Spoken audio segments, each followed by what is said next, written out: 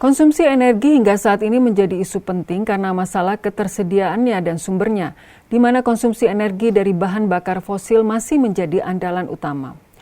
IEA, International Energy Agency, yaitu organisasi intergovernment yang berdiri dalam kerangka Organization for Economic Cooperation and Development atau OECD, untuk melaksanakan program energi internasional menemukan bahwa CO2 dari pembakaran batu bara menyumbang kenaikan 0,3 derajat Celcius dari kenaikan temperatur global 1 derajat Celcius. Sementara batu bara saat ini masih menjadi salah satu sumber utama dalam produksi listrik di Indonesia dan negara Asia Tenggara lainnya, seperti Malaysia, Thailand, dan Vietnam.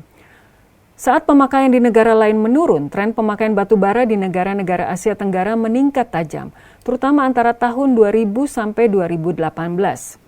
Data lain menunjukkan di konsentrasi rata-rata tahunan karbon dioksida di atmosfer mencapai 407,4 ppm pada tahun 2018 yang salah satunya disumbangkan pemakaian bahan bakar fosil. Bukti dan kajian ilmiah menunjukkan pemakaian energi berkaitan dengan dampak lingkungan seperti menipisnya sumber daya, penggunaan lahan, limbah cair dan padat, serta hadirnya emisi udara.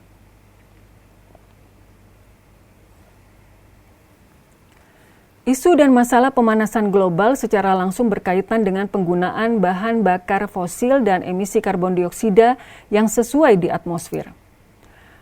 Menurut NOAA, Januari 2020 adalah Januari terpanas dalam catatan dunia. Catatan ini adalah salah satu titik data dalam tren pemanasan global yang berhubungan langsung dengan emisi gas rumah kaca oleh manusia. Selain itu, masalah konsumsi energi bahan bakar fosil juga dihubungkan dengan polusi udara. Dan pada akhirnya akan berdampak pada kesehatan manusia dan lingkungan. Karena itu, demi keberlanjutan bumi yang nyaman untuk generasi sekarang dan masa depan, disadari pentingnya untuk mengurangi jumlah energi, utamanya energi dari sumber bahan bakar fosil. Bahkan bila energi yang kita gunakan bersumber pada bahan bakar non-fosil, tetap mempunyai dampak pada lingkungan. Seperti penggunaan bahan bakar nabati, bila produksi dan konsumsinya tidak berkelanjutan, maka sangat berkaitan dengan deforestasi, perpindahan atau hilangnya spesies asli, penipisan sumber daya tanah, dan polusi udara lokal dan regional, misalnya karena kebakaran hutan. Ada juga risiko yang cukup besar yang terkait dengan penyimpanan limbah dari pembangkit tenaga nuklir. Tenaga air baik skala besar maupun skala kecil dapat berdampak negatif pada ekologi perairan. Turbin angin mungkin berdampak negatif pada komunitas tetangga dan kehidupan burung lokal. Dampak negatif ini dapat dikurangi dengan mengurangi jumlah energi yang kita gunakan. Indikator penggunaan energi secara umum adalah output atau luaran produksi per unit energi yang dikonsumsi, contoh dalam ton produk per megawatt hour, yang didapat dari kalkulasi atau perhitungan dua indikator, yaitu total penggunaan energi, misal dalam megajoule per tahun atau kWh per tahun, serta produktivitas energi yang merupakan indikator jumlah keluaran ekonomi yang diperoleh dari setiap unit energi yang dikonsumsi. Produktivitas energi adalah metrik yang menginformasikan negara-negara tentang kinerja relatif mereka dalam masalah ekonomi, energi, dan lingkungan yang saling terkait dan seringkali menjadi standar kompetisi antar negara. Termasuk diakui sebagai metrik yang berpotensi berharga untuk menginformasikan kebijakan energi dan iklim suatu negara. Sebagai referensi indikator adalah output produk dapat dalam berupa unit per tahun atau ton per tahun, atau nilai US dollar atau rupiah per tahun. Dengan konversi satuan, kita dapat memperoleh indikator produktivitas per unit energi yang digunakan.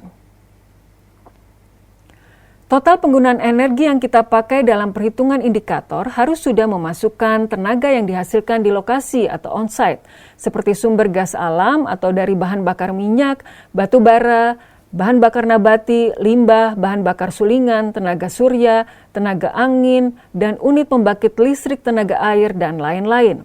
Juga sudah memasukkan pemanas atau pendingin seperti AC di kawasan atau gedung bila ada, dan listrik dari sumber di luar pabrik, serta uap dari sumber di luar pabrik. Data-data dapat kita peroleh dari banyak hal, misal melalui data faktur dari pemasok, kwitansi atau tagihan-tagihan, dan data inventaris. Ada beberapa kemungkinan masalah yang dapat terjadi saat kita mengumpulkan data energi, seperti misalnya ada berbagai jenis energi. Berbagai sumber energi biasanya dihitung dalam unit yang berbeda. Misalnya gas alam dalam meter kubik atau BTU, bahan bakar minyak dalam liter atau ton, batu bara dalam ton. Jadi ini harus dikonversi. Jika nilai kalori bersih atau NETS diketahui, nilai ini harus digunakan. Jika tidak, nilai rata-rata khusus negara atau wilayah dapat diterapkan. Saat membuat analisis time series, sangat penting bila kita menggunakan faktor konversi yang sama. Listrik apapun yang dihasilkan on-site dari sumber terbarukan, misalnya dari angin, matahari, air, harus dimasukkan dalam perhitungan energi total Anda. Jika ada listrik, air panas, atau uap dihasilkan dari bahan bakar fosil seperti menggunakan batu bara, minyak, atau gas di tempat kita, termasuk bahan bakar yang memasuki wilayah industri, tetapi belum dihitung nilai energi listrik, air panas, atau uap yang diproduksi on-site dalam perhitungan energi total, maka jika kita memasukkan nilai energi bahan bakar dan nilai energi dari energi pembawa yang diproduksi, ini akan menyebabkan perhitungan ganda. Nilai energi biofuel atau bahan bakar nabati yang Anda gunakan harus diubah menjadi kWh atau megajoule. Faktor konversi untuk biomasa bervariasi tergantung pada jenis biomasa dan kualitasnya, terutama kadar air dan abu dari biomasa. Secara default, nilai sebagaimana dinyatakan oleh pemasok komoditas energi harus digunakan. Jika pemasok tidak dapat memberikan nilai, maka ada nilai standar yang tersedia, misalnya dari UNCTAD atau Badan Energi Internasional atau IEA. Masalah berikutnya bila kita berurusan dengan unit yang non-standar. Dalam beberapa kasus, pemasok mengirimkan bahan bakar dalam unit yang tidak standar, misalnya biofuel dengan truk penuh. Anda akan melakukannya harus dengan menghitung berat atau volume satu unit dan mengalihkan angka ini dengan jumlah unit yang Anda gunakan untuk mendapatkan massa atau volume. Angka ini kemudian harus dikalikan dengan faktor konversi yang sesuai. Masalah terakhir adalah bila kita mendapatkan informasi yang tidak dapat diandalkan. Jika Anda mencurigai bahwa informasi misalnya dari pemasok listrik Anda tidak dapat diandalkan, maka Anda memasang dan memantau perangkat pengukur. Ini juga akan membantu Anda menghindari biaya yang berlebihan dari pemasok.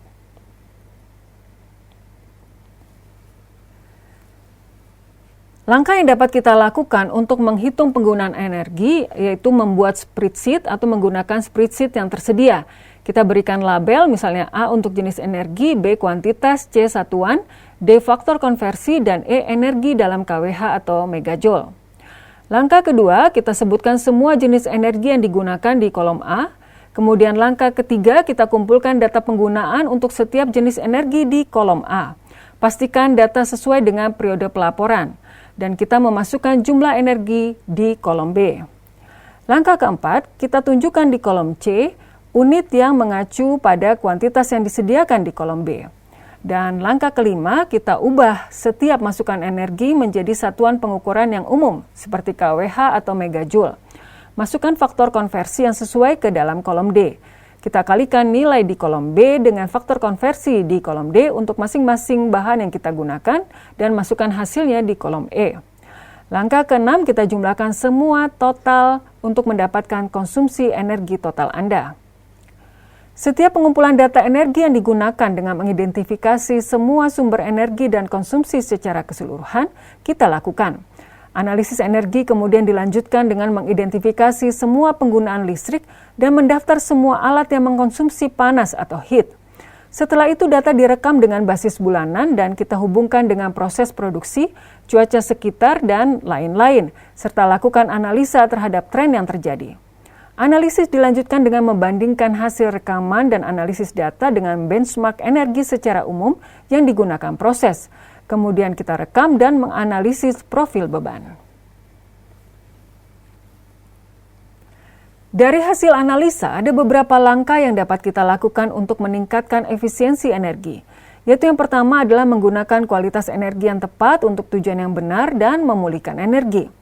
Lakukan peninjauan jenis energi yang kita gunakan untuk berbagai proses, kemudian selidiki peluang untuk menggunakan panas buangan dibandingkan menggunakan listrik, terutama untuk tujuan pemanasan atau pengeringan. Dan cari tahu kemungkinan penggunaan energi matahari, misalnya untuk mengeringkan atau untuk memanaskan. Langkah kedua, kita dapat melakukan peninjauan tata letak atau layout, penempatan tahapan operasi dan peralatan kita. Karena inefisiensi dapat terjadi misalnya jika proses yang membutuhkan pemanasan ditempatkan di sebelah proses yang membutuhkan pendinginan.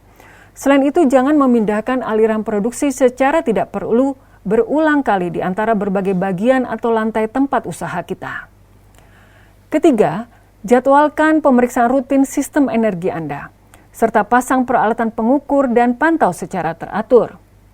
Keempat, pelajari rutinitas dan proses produksi usaha dan pastikan hanya peralatan yang perlu dinyalakan saja yang dihidupkan pada waktu tertentu, yang tidak perlu dipastikan dimatikan selalu. Install atau pasang kontrol berbasis sensor pintar untuk menyalakan lampu, ventilasi, dan lain-lain hanya jika memang diperlukan. Kita bisa mendesain ulang proses kita dengan menilai proses produksi kita untuk menemukan potensi penghematan energi. Kemudian selidiki kemungkinan mengganti proses yang membutuhkan energi dalam jumlah lebih besar, misalnya aplikasi yang menggunakan udara terkompresi dengan alternatif penggerak langsung atau mekanis. Langkah berikutnya berkaitan dengan sistem pemanasan, pendinginan, dan pencahayaan. Hindari kehilangan energi dengan mengisolasi atau menginsulasi kedua bangunan, seperti jendela, pintu, langit-langit, lantai, dan proses seperti pipa, peralatan. Insulasi bangunan mungkin berharga juga dilakukan di iklim yang panas, terutama jika AC digunakan. Belilah bola lampu yang efisien dan manfaatkan cahaya alami. Perhatikan pompa dan mesin. Pompa dan mesin seringkali berdimensi berlebihan, menyebabkan penggunaan energi yang berlebihan. Saat membeli peralatan baru, pastikan bahwa peralatan yang Anda beli ditentukan berdasarkan kebutuhan kita yang dapat disesuaikan dengan kebutuhan. Misalnya, memiliki penggerak kecepatan tindakan. Dalam beberapa kasus, mungkin bahkan menjadi investasi yang berharga untuk mengganti peralatan yang ada. Kemudian latih dan libatkan karyawan kita. Prosedur dan rutinitas yang baik akan menghasilkan penghematan energi. Mendidik dan melatih karyawan akan mengembangkan pedoman yang jelas. Ciptakan kemungkinan dan insentif bagi anggota karyawan untuk mengajukan proposal tentang cara-cara menghemat energi. Dan terakhir, kita dapat mengurangi penggunaan sumber daya lainnya. Jumlah energi yang kita butuhkan dikaitkan dengan kuantitas air dan bahan yang harus kita proses. Cari peluang untuk mengurangi jumlah material dan air yang kita gunakan, misalnya melalui tindakan efisiensi, limbah reduksi, dan proses atau desain produk.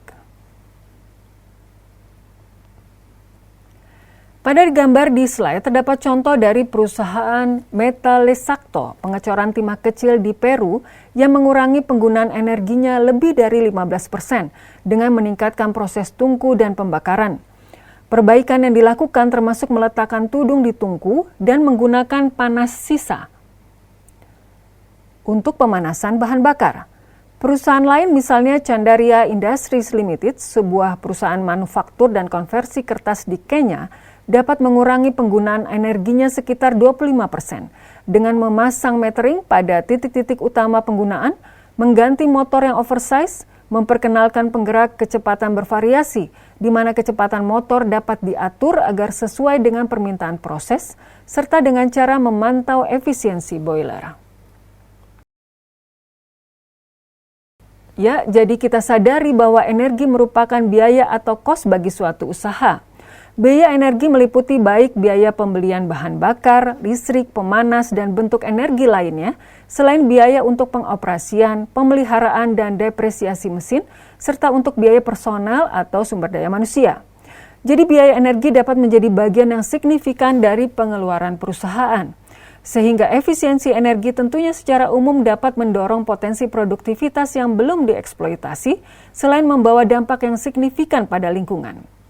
Secara khusus, dengan melakukan efisiensi energi maka akan memberikan performa bisnis yang lebih baik melalui penghematan, baik secara langsung dengan mereduksi biaya energi maupun tidak langsung dengan mengurangi maintenance alat, di mana kemudian peralatan menjadi lebih tahan lama dan material termasuk material toksik menjadi lebih sedikit digunakan untuk sumber energi. Memastikan keamanan berusaha karena sudah memenuhi aturan regulasi yang ditetapkan selain mengurangi ketergantungan pada energi dan bahan bakar yang harganya sering berfluktuasi karena masalah politik dan pasar, juga untuk meningkatkan ketahanan energi.